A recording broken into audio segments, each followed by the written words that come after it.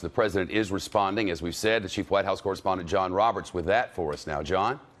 Good afternoon to you, Shep. You know, there will be a lot to chew over with the press secretary in just a few minutes when Sarah Sanders is expected to come out here.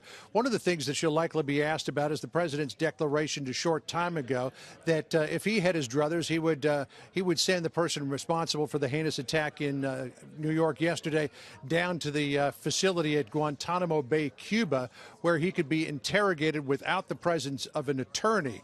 This idea was first suggested earlier today by Senator Lindsey Graham of South Carolina, who believed that we could gain some valuable information from talking to this person about what the connections were to terrorism, how this person became radicalized, and without the benefit of having an attorney there, we could likely get some more information out of him than before. To the best of our knowledge, this would be the first time that anybody who committed a crime on U.S. soil would be sent down to Guantanamo Bay.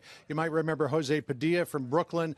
He was the so-called dirty bomber. He was declared an enemy combatant, sent to the brig in South Carolina, but was not transferred to Guantanamo. Eventually, he made it into the federal court system where he was sentenced to more than 17 years in prison. But after Senator Graham raised that question, Major Garrett from CBS, who happens to be seated just to my left here, asked the president during a pool spray in the cabinet room whether or not he supported that idea. Let's listen here.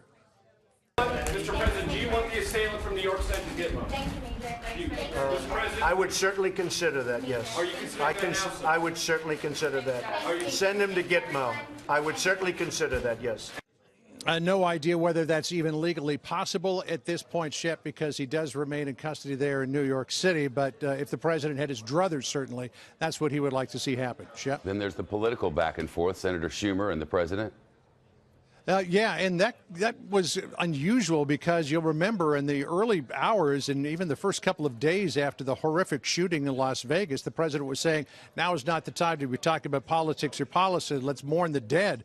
But the president jumped right into it this morning, blaming Chuck Schumer for what happened, the fact that this guy got into the country on one of those diversity visas. It's true that back in 1990, Senator Schumer was one of the supporters of initiating a visa diversity program, but also true that as a member of the Gang of Eight in 2013 supporting comprehensive immigration reform, he wanted to take that off the table.